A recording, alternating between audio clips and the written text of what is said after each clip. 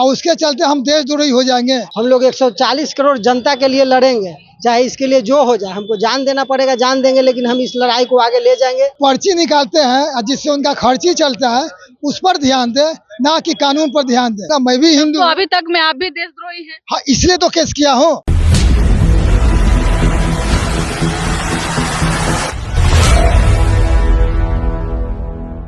यदि आप महाकुंभ में स्नान के लिए नहीं जाते हैं तो आप देशद्रोही कहलाएंगे। ये बयान इन दिनों कई हिंदू के जो लोग हैं या फिर जो समाज में रहने वाले लोग हैं उनको ठेस पहुंचा रहा है।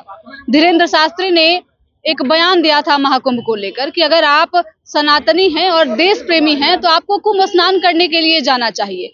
और ये मुद्दा धीरे धीरे इतना बढ़ गया कि इस पे लगातार लोग अपनी अपनी प्रतिक्रिया दे रहे हैं। अभी हमारे साथ राजद के प्रदेश महासचिव हैं जिनसे हम बातचीत करेंगे। सिविल कोर्ट में हमारी मौजूदगी है, इन्हीं से जानने का प्रयास करेंगे कि आखिरकार सिविल कोर्ट क्यों आना पड़ गया। देखिए, 28 जनवरी को बाबा बागेश्वर जी ने बोला कि जो लोग कुंभ स्नान नहीं करेगा देशद्रोही होगा। तो हमारा का नाम है कि हमारे देश के बॉर्डर पर जो सेना है, बहुत से IPS अधिकारी हैं जो हमारा देश चला रहा है, वो लोग स्नान नहीं किए होंगे, मात्र इस बात पर देशद्रोही हो जाएंगे। मैं भी स्वतंत्रता सेनानी का पोता हूँ, जो हमें गर्व होता है कि हमारे दादाजी देश आज़ादी के लिए लड़े और कई साल तक जेल में रहे।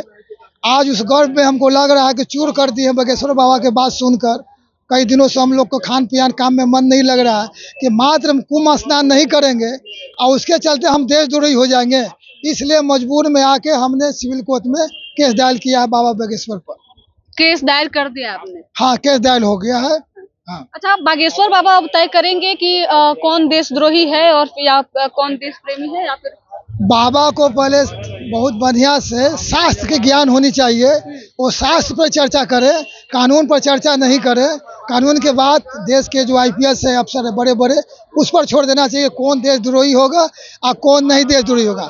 वो अपने भक्तों के बात करे, वो अपने जो पर्ची निकालते हैं जिससे उनका खर्ची चलता है, उस पर ध्यान दे, ना कि कानून पर ध्यान दे। ये बाबा साहब का, भीमराव का, अम्बेडकर का कानून बनाया हुआ है।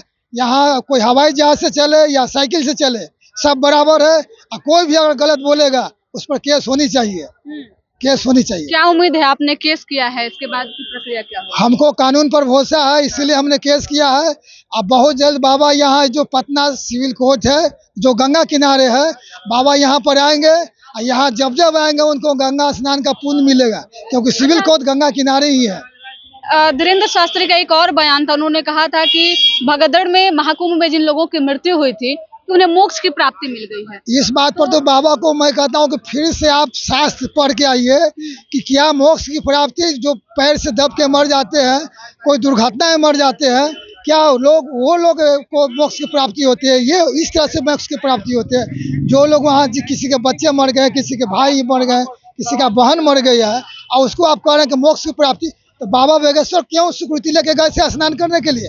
अगर ये बिना स्वीकृति के जिस दिन चल जाएंगे तो इनका भी मोक्ष की प्राप्ति वहीं पर हो जाएगा। VVIP है, हिंदू की बात करते हैं, सनातन धर्म की बात करते हैं। VIP के कारण ही तो वहाँ भगदड़ हुआ। VIP नहीं गए, VVIP है। वो VVIP है या VIP है, जो है उसी को स्नान के लिए खुला जगह छोड़ा गया। बाकी आम जनता को ठेला ठेली करके भगदड़ हुआ। उस पर दुख मतलब लाने के जगह वो उस पर कह रहे हैं कि मोक्ष की प्राप्ति होगा। अच्छा, आप भी महाकुंभ में स्नान करने के लिए गए थे? अभी नहीं गए हैं, लेकिन मेरा पवन नहीं है कि मैं नहीं जाऊंगा। अभी समय बचा हुआ है, अभी घरेलू काम से फुर्सत नहीं है।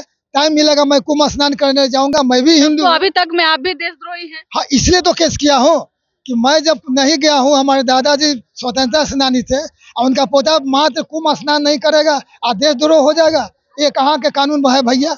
ये बताइए हमको। हम लोग भी हिंदू हैं, हर साल सावन में नंगे पाँव बाबा धाम जाते हैं। बाबा को कहिए एक बार चलेंगे 105 किलोमीटर नंगे पाँव, पता चल जाएगा कैसे शास्त्र के ज्ञान है।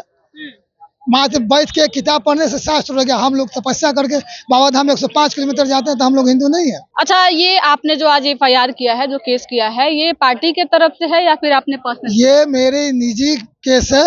हमको आहत हुआ है, हमको कई दिनों से नींद नहीं आई है, खाना नहीं खाया है और कई दिनों से हम अपना काम नहीं कर पा रहे हैं। इसके कारण हमने आज यहाँ के परिवारवाद दायर किया है बाबा पर। अब बाबा जब जब यहाँ आएंगे, उनको गंगा घाट पर सिविल कोर्ट है, उनको गंगा स्नान का प्राप्ति होगी। ये सुधीर जी ये भी गवाह है उस केस में। हाँ, क्या कहिएगा? आप लोगों ने आज केस किया है। कौन कौन सी धाराएं लगाई हैं आप लोगों ने? धारा तो कौन कौन से लगा है इसमें तो हम नहीं अभी देखे हैं, नहीं बताए हैं। और कहने का मतलब कि हम लोग का में जज साहब तय करेंगे कौन कौन धारा लगेगा। हम लोग कई धारा को मांग की है हमारे वकील साहब ने, उसमें जज साहब तय करेंगे उसको काट छाट करके कितना कौन सा धारा लागू होगा। तो इसलिए हम लोगों का दुख की बात है कि हम लोगों का बोला गया है कि जो कुंभ स्नान नहीं करेंगे वो देशद्रोही हैं। तो हम लोग ये सब बयान सुन कर नहीं रह सकते हैं, देशद्रोही कैसे रह सकते हैं।